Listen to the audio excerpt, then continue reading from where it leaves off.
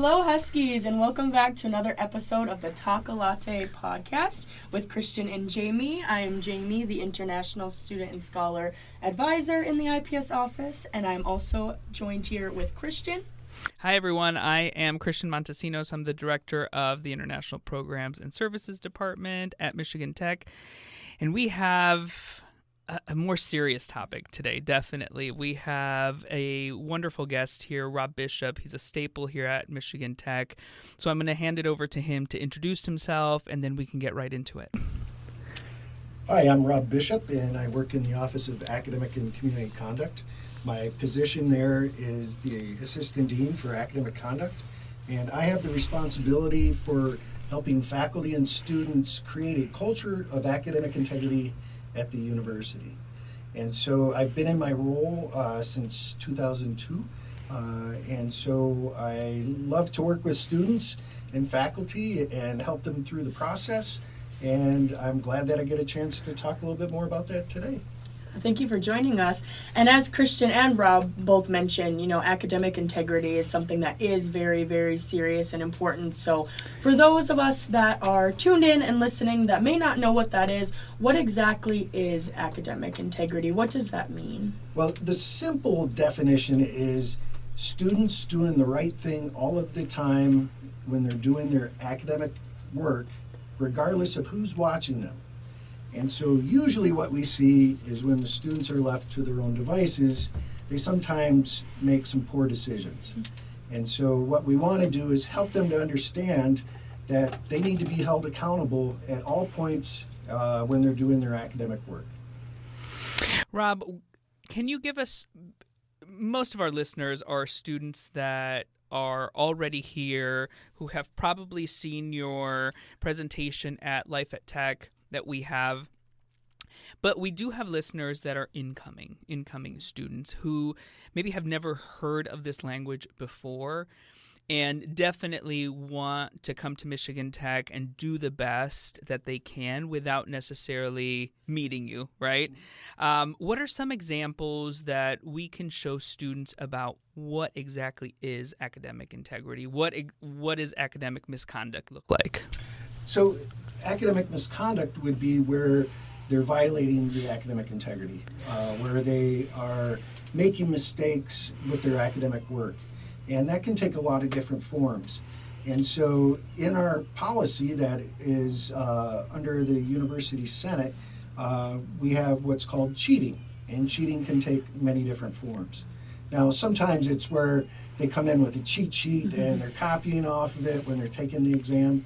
Sometimes it might be where they're looking on their neighbor's assignment and then writing down the answer. A lot of times what I see, though, is unauthorized collaboration. And that's where students need to understand that their faculty may not allow them to work with another student while they're doing their assignment. And so a lot of times students want to help each other. And I appreciate that. But the faculty sets the boundaries on what's allowed and what's not allowed. And so sometimes students cross that boundary when they're legitimately trying to help their neighbor, but they're actually facilitating academic misconduct or they're engaging in what's called unauthorized collaboration. Another thing that we see is sometimes students are using unauthorized resources and assisting them in doing their work. And that could be things such as like a calculator. It could be using the internet. A lot of times what we see is them using ChatGPT or other generative AI. They need to understand that, yes, those are tools that are useful in helping them to understand their academic work, but they need to have permission. And so they should be asking their faculty, what am I allowed to use on these assignments? Can I use ChatGPT? Can I use a calculator? Can I use the internet? And so it's better for them to ask permission than to beg for forgiveness when they're ending up in my office for violating academic misconduct. Right. Yeah, and we talk a lot to, at least with students, about, intentional versus unintentional plagiarism. And so you make a good point when you talk about, being open with the professors and, saying what's allowed, what's not, so that way you don't run into one of those instances of, something being against the code of conduct. So. And you mentioned plagiarism, and that's a good one too, because we see a lot of times international students not understanding that they have to give credit to the sources that they're using, that they have to cite where they got the information from, and that there's a format in which they need to do this in. And so I encourage our international students to utilize the resources that we have on campus to assist them. One of them is the Writing Center. And students can sign up for an appointment to meet with a coach and review their paper before they turn it in. So they need to plan ahead, but they can also set up an online appointment if that's more convenient. And they need to be aware of the hours that the Writing Center is available. Rob, you talked about, you gave a lot of examples of how to maintain that integrity academically, and I know it is something that all of our international students come in wanting to achieve that. And I think you know that better than we do, is they want to do well, they want to make themselves and their families proud, and they don't really set out to violate our academic integrity policy. But how do we differentiate with, if I'm an international student and I'm writing a paper, and this paper is something that I've never done before in my home country, in my previous university, and I'm using, let's say, Google or any kind of feature that gives me some information about a topic maybe that I don't know very much about. I'm not really understanding my class all that well. I'm not understanding the material. Using some of that in a way that I think is being honest and I'm learning from that, versus that also being maybe part of misconduct, and then I get in trouble for that. How do we differentiate between someone intentionally doing it and an honest mistake? So we look at it through an educational lens. We anticipate our students are going to make mistakes. And we don't want those mistakes to define who they are as students, because we believe they're all good students. But we want to make sure they don't repeat those mistakes. So in those situations where they might be their negligence, they don't have an understanding of what needs to be done, we're going to work with the student to help them better understand that and refer them to the resources that will help them avoid those situations in the future. We want them to develop their talents and skills, and so we also want them to help educate their peers to not make the same mistakes. And so in cases like that, a lot of times I talk to the faculty and I say, here's what happened. It was an honest mistake. There was no intent. There was no malicious, intent behind this. It sounds like they understand where they made a mistake. Sometimes what the faculty may do is say, okay, let's just handle this informally, and just give them, the verbal warning, give them the resources. It's documented in your system so that if they do make this again, we might have to take a different route. And so a lot of times, I'm trying to help the student connect to those resources. Tell them, you can go to the library. If you're using Google Docs, there is something called Draft Coach that you can use to review your paper. You can go to the Writing Center. You can talk to your advisor, you can talk to IPS, you can talk to the graduate school. There's all these people here to help you, but we can't do anything unless you come to us and ask for it. Mm-hmm.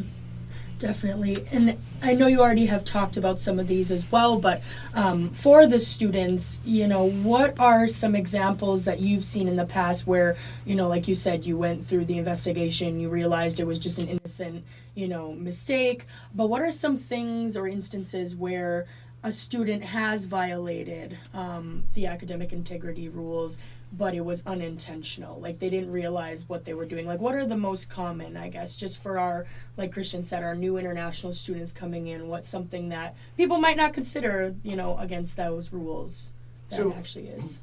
One example is where, as I said, students like to help each other. And what the student has done is they email their assignment to their friend. With the intent that the friend is just going to look at it as a reference. Mm-hmm. But typically what happens is that friend, waits till the last minute, it has that temptation, they copy it, and it ends up that the other student is charged for facilitating academic misconduct.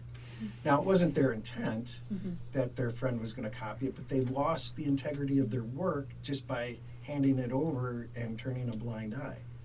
And so I talk to that student and say, in the future, what you need to do is maybe screen share it and talk them through the steps. But don't give it to them because you don't know what they're going to do with it. Yeah. And so that's an example that I see. And then the collaboration one. A lot of times students don't understand that this is an individual assignment, not a group assignment. And it's, up to the faculty to define what their expectations are. And so if they don't clearly understand what those expectations are, then they kind of cross that line and they get jammed up with the academic misconduct. Right. And kind of straying away a little bit from the intentional versus the unintentional piece, if someone does find themselves in this situation where you are reaching out to them or someone is reaching out to them about possibly violating that code of conduct or academic integrity rather, but what does the process look like? What is it what are they looking at? How is it that your office communicates that this has happened to them? And what does then happen after that? So what happens usually is faculty will submit a report to my office. They'll send me an email, they'll call me, they'll come to my office, whatever it is. And so I will look at it and say, is there cause to believe the student has violated the policy? And if there is cause, I have a duty to give them notice and an opportunity to respond. That is their rights. And so I want to uphold and make sure that I'm protecting what their rights are. And so I will send them an email. It's a formal letter, but basically invite them to come meet with me so then we can talk about what has happened. Why is there cause to believe that they may have violated this policy? And then give them an opportunity to tell me their side so that we can decide where things are going to go from there. So they'll get a chance to either accept responsibility or deny responsibility. If they accept responsibility, they get a chance to explain, specifically what exactly happened, so that I can decide what level of sanction and what educational conditions to impose. But if they don't feel that they violated the policy, then I'm going to schedule a formal hearing. And all that is just a meeting where they will be present, the faculty will be present, anybody else who can speak to the facts will be present. We use a university conduct board, which is made up of faculty and staff who are trained as hearing officers. And then I'm there as a procedural officer, not a decision maker, but to make sure that the hearing's following the way that the procedures are outlined. And so what will happen is the faculty will present their side first. And then they will answer any questions that the board or the student has to clarify the facts. And then the student will get a chance to present their side and then answer questions to clarify the facts. And then the faculty gives a closing statement, the student gives a closing statement. And then they're dismissed from the hearing, and the board has up to 5 business days to deliberate and make a decision, and then they inform me of that decision, and I send that in an email to the student and courtesy copy the faculty. Both parties then have 3 business days to appeal that if they feel there are questions of fact, question of procedure, or based on the severity of the sanctions. Now, what I tell the student is, if you need any assistance, if you don't understand what the decision means, or what you need to do, or how you appeal, you can always come to me, and I will provide guidance so that you understand what you need to do in order to represent yourself. Mm-hmm. Yeah, and you did mention, obviously every situation is different, the severity is different for the misconducts, but what are some potential sanctions that could end up happening to a student that has the misconduct? If they accept responsibility or through that hearing, they're deemed responsible. Sure. We have 4 basic sanctions. The first is a written warning, and so basically in writing we warn them that, hey, you violated and don't do this again. And then the next one would be conduct probation. And that's a period of time in which they're not in good conduct standing. And it can be anywhere from 1 month to 18 months. When they're not in good conduct standing, that means they could be ineligible for certain extracurricular or co-curricular activities. The best example is CPT or OPT. And so that's because both our Career Services and IPS require those students that are going on that to be in good conduct standing.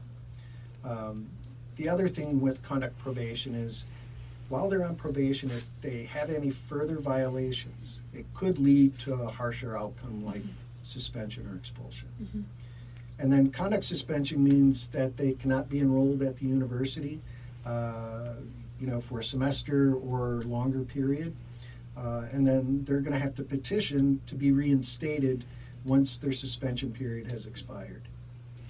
Also, we know if an international student is suspended, they're not in good status, and so they're going to have to leave the country, and that's very unfortunate. Mm-hmm. And then expulsion is they cannot be enrolled at the university ever. Mm-hmm. That basically we're wiping our hands of them, and they need to go somewhere else. We suspend and expel very few students, and that's because we take that educational approach.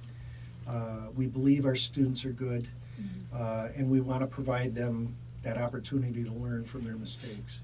And we don't have much repeat offenders, so we feel very confident with our process.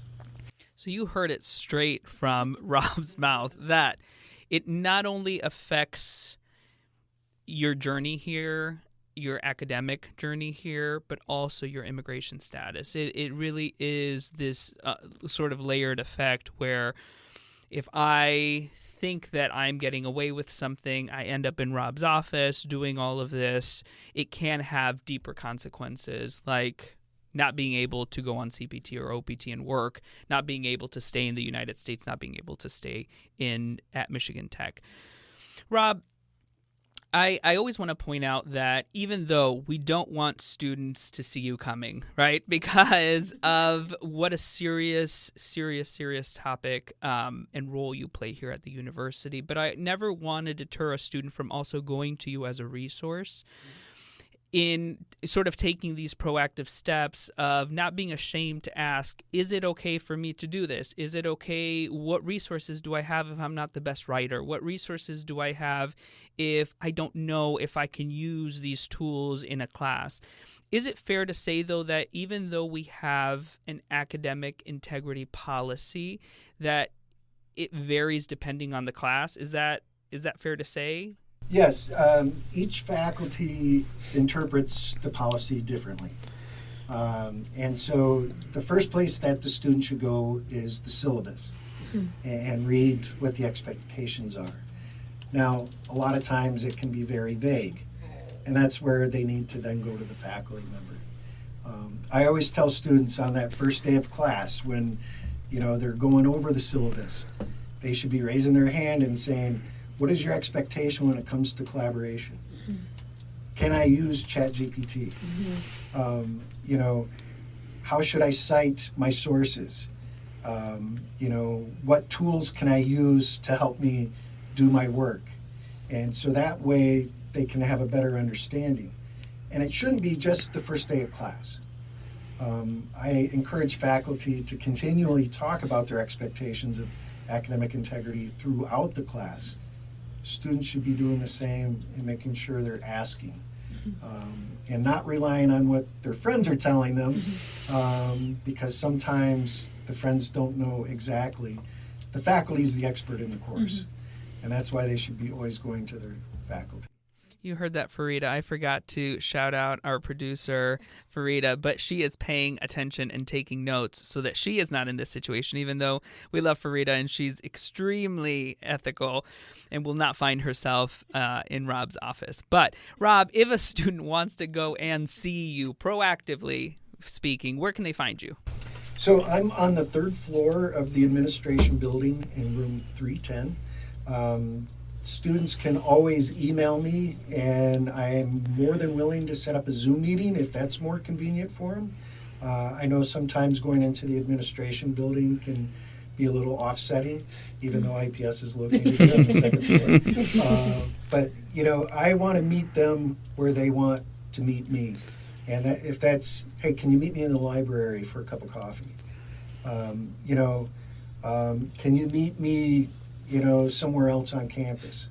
That way, I can be as open and as helping as I can, and they can feel as comfortable as they need to.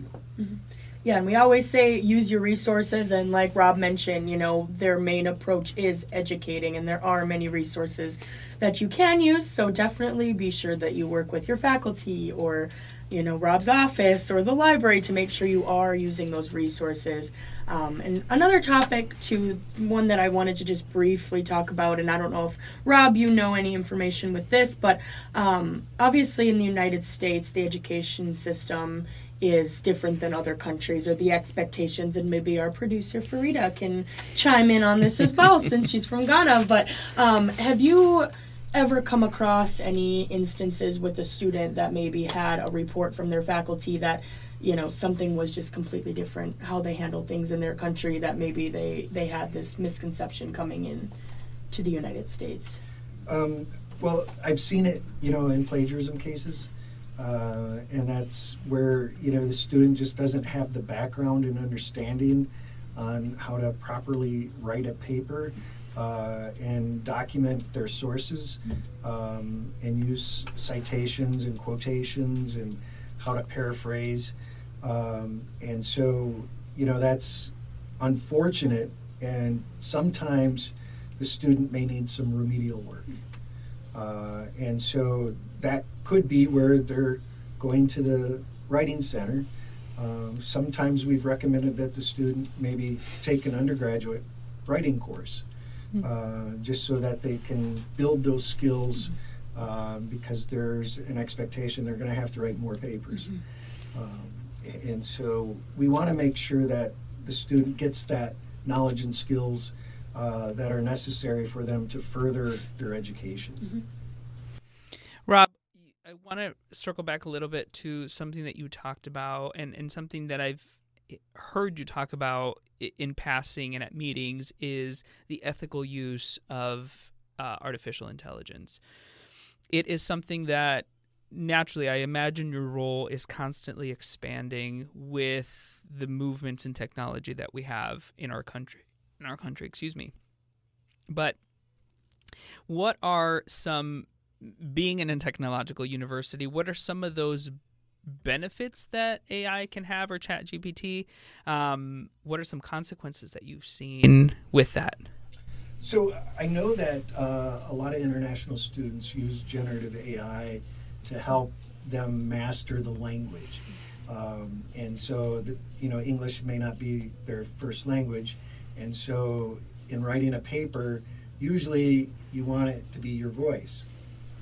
But if you don't speak English, it's not going to look right. And so I've seen them use that, and it can be a useful tool. Grammarly is actually a generative AI, and a lot of students use Grammarly, and some faculty say that's okay. Some faculty are, no, you can't use that. But it's like any tool that you have. you first have to make sure you have that permission.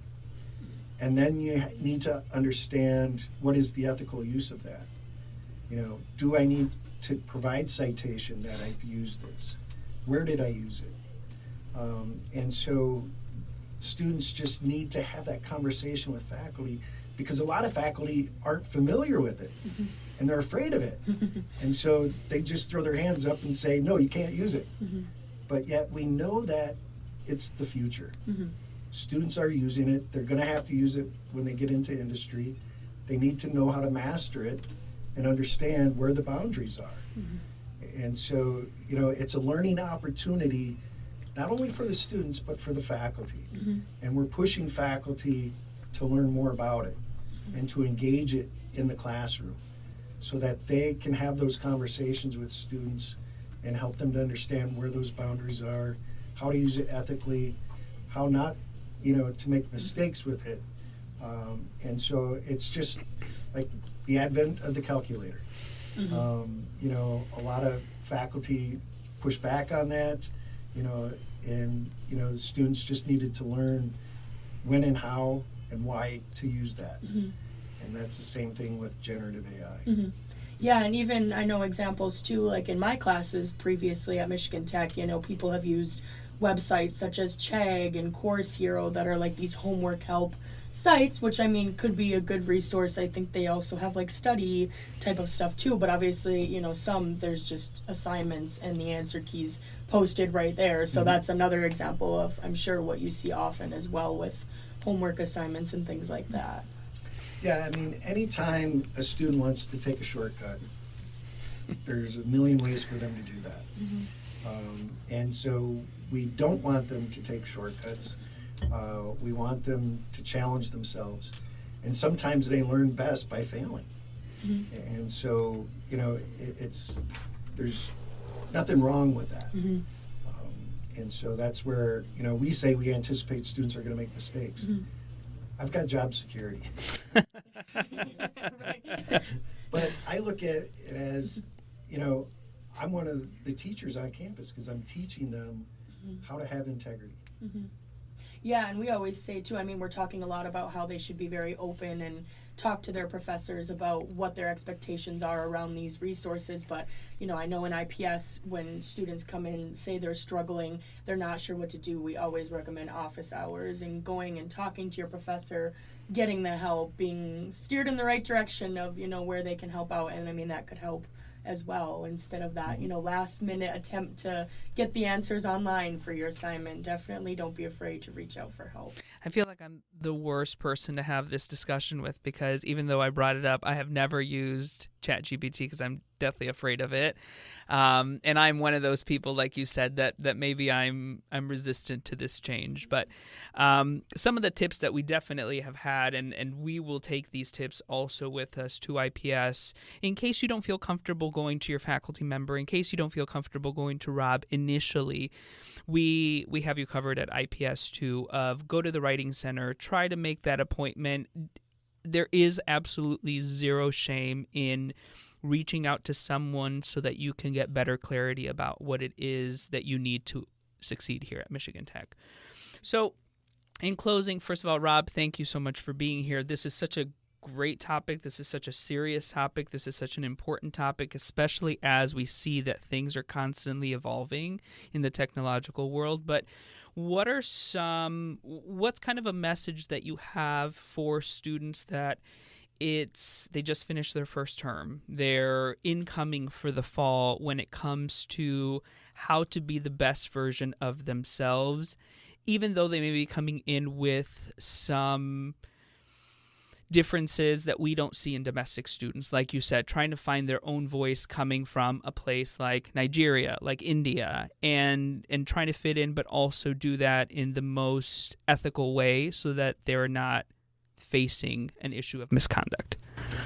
Well, first and foremost, they need to make sure they have a support network. That support network isn't just friends, but they're connecting to faculty and staff on campus, people that can help mentor them. They need to also understand that they need to make a commitment. I'm going to do the best that I can. Well, how are you going to do that? And they need to write it out. And so a lot of times we encourage students, don't just say it, write it out and do it. And then go back on it and reflect. And then, if you've made a mistake, own up to it. And, try to do whatever you can to repair that and learn from it and move on. But they should always be checking in with themselves, checking in, with their mentors. They should learn that, like you said, they should have grace in making a mistake or failing. That's normal. But that they're here for a reason, and that's to get an education. And that there are plenty of resources to help them along the way. And our goal is to see them learn and to get their education and go on and do great things. Because that's a great reflection of who we are.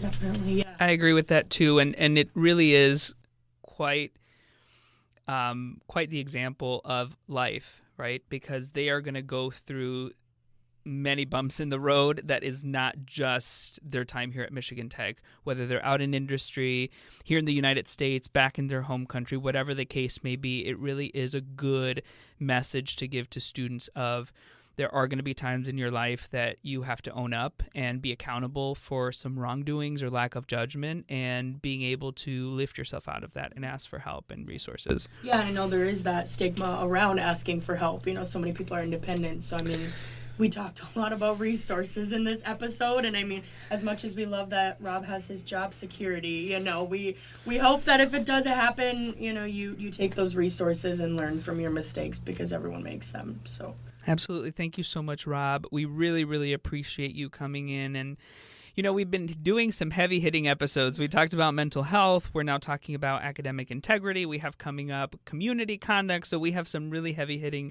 episodes, and we're just so incredibly glad and blessed and thankful that you are here doing the work that you're doing, because I've seen how it really does help students sort of rectify and pivot their path when they have had a situation where they've messed up. They've failed. They've disappointed themselves. They're ashamed of themselves, and you really are such an integral part in helping them rebuild that. So we really thank you. Yes, thank you. Well, thank you for this time. Of course. And we will see you in our next episode, Talk a Latte with Christian and Jamie. Bye. Bye. This has been an IPS production with Michigan Tech University. If you would like to be featured in a future episode, reach out to us at ips@mtu.edu or come to our office in the administration building. Bye!